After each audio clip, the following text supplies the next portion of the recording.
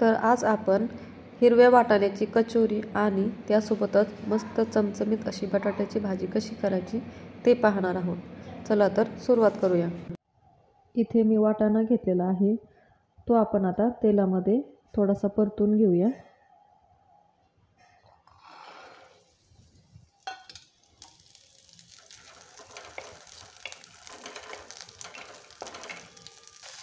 वाटाणा परतल्यामुळे त्याच्यामधला कच्चेपणा आहे ते जरा कमी होईल, त्यामुळे थोडासा वाटाणा आपण परतून घेऊ, जास्त नाही परतायचं. वाटाणा आपला परतला आहे. आता मी हे थंड करून मिक्सरला जाडं भरडं असं फिरून घेते. अशा पद्धतीने मी हे मिक्सरला बारीक करून घे, जास्त बारीक नाही करायचं, थोडंसं जाडसर ठेवायचं. आता आपण सारण तयार करू.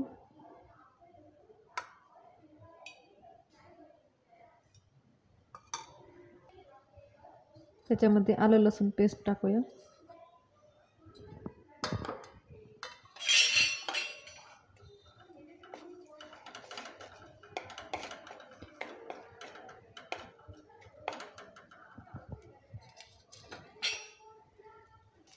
बडीशेप पावडर थोडीशी, हे मी भाजून बारीक केलं होतं. थोडीशी जिरेपूड, थोडीशी धना पावडर, लाल तिखट थोडंसं, थोडासा कढीपत्ता आहे हा मी चिरून टाकते, थोडीशी कोथिंबीर, थोडंसं बेसन पीठ टाकूया याच्यामध्ये. बेसन पीठ टाकल्यामुळे आपलं सारण थोडंसं घट्टसर होईल. हे व्यवस्थित भाजून घेऊ. आता याच्यामध्ये बारीक केलेला वाटाणा टाकूया. हे व्यवस्थित मिक्स करून थोडंसं परतून घेऊ.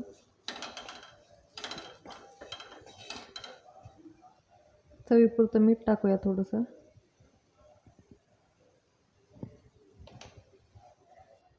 सारण इथे आपलं तयार आहे. हे आता एका प्लेटीत ओतून घेऊ. तुम्हाला जर याच्यामध्ये साखर किंवा गूळ टाकायचा असेल तर तुम्ही टाकू शकता, पण अगदी थोडासा, 1 चमचाभर.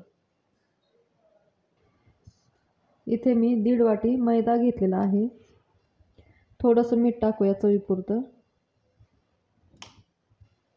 याच्यामध्ये 4:1 या प्रमाणात तूप टाकायचं आहे, किंवा तुम्ही तेलसुद्धा टाकू शकता.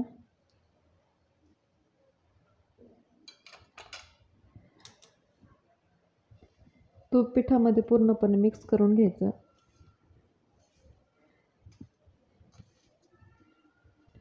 आता हे पीठ थोडं थोडं पाणी टाकून मळून घेऊ. पीठ आपलं मळून झालेलं आहे. 5 मिनिट आपण हे असंच ठेवूया भिजण्यासाठी. आपलं पीठ भिजतंय तोपर्यंत आपण भाजी करून घेऊया. इथे मी गॅसवरती कढई ठेवली आहे.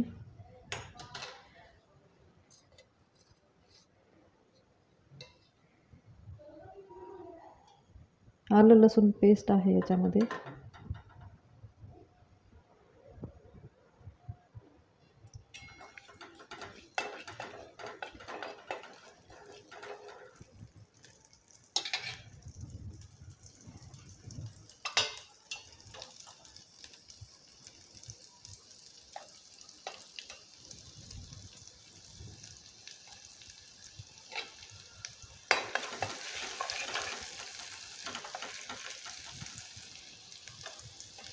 धनेपूड आहे थोडीशी,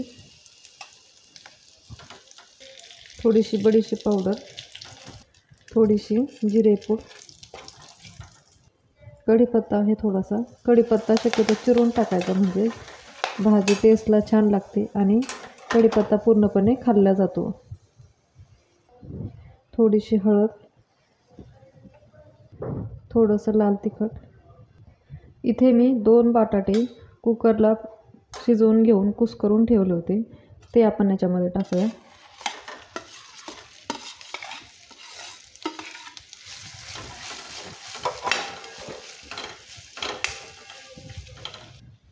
त्याच्यामध्ये आपण पाणी टाकूया थोडंसं.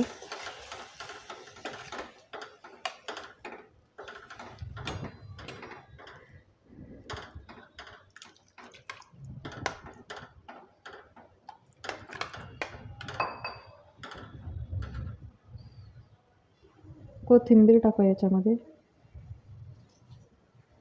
चवीपुरतं मीठ,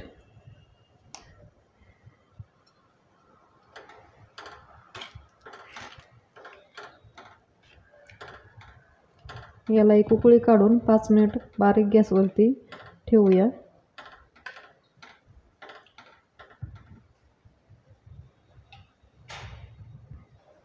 भाजीला उकळी फुटलेली आहे. पहा, भाजी अशी घट्टसर झालेली आहे थोडीशी. आपण आता 5 मिनिट ही बारीक गॅसवरती अशीच ठेवूया, म्हणजे आणखी थोडीशी घट्ट होईल. पीठ आपलं व्यवस्थित भिजलेलं आहे. आता आपण याच्या कचोऱ्या करायला घेऊ. अशा पद्धतीने याचे छोटे छोटे गोळे तयार करून घेऊ सगळे. असे गोळे मी तयार करून घेतलेत. आता आपण हे लाटूया, किंवा तुम्ही हाताने सुद्धा हे भरू शकता. अशा पद्धतीने ही लाटी केली आहे मी. आता याच्यामध्ये मी सारण भरून घेते.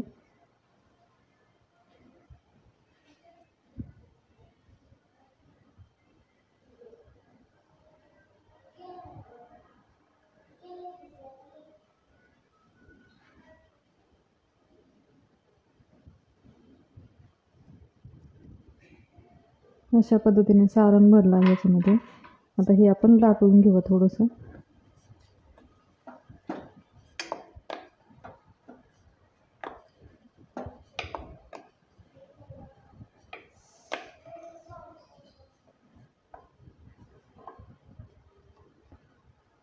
अशा पद्धतीने हे भरून घ्यायचे. इथे आपलं सारण भरून तयार आहे. आता आपण हे तळायला घेऊया. इथे मी तेल गरम करायला ठेवलेलं आहे.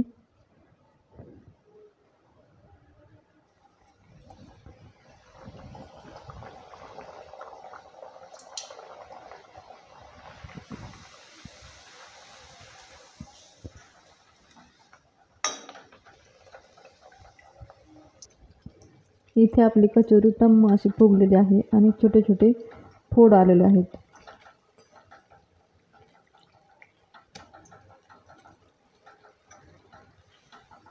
एकदम मस्त झालेल्या आहेत या कचोऱ्या.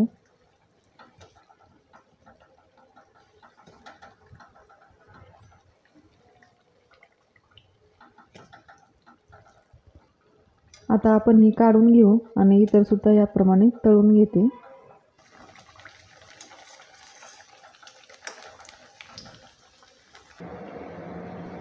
इथे आपल्या कचोऱ्या बनवून तयार आहेत. हे पहा, अशा पद्धतीने आपल्या या कचोऱ्या तयार झालेल्या आहेत. मस्त एकदम क्रिस्पी झालेल्या आहेत. पहा, असा आवाज येतोय.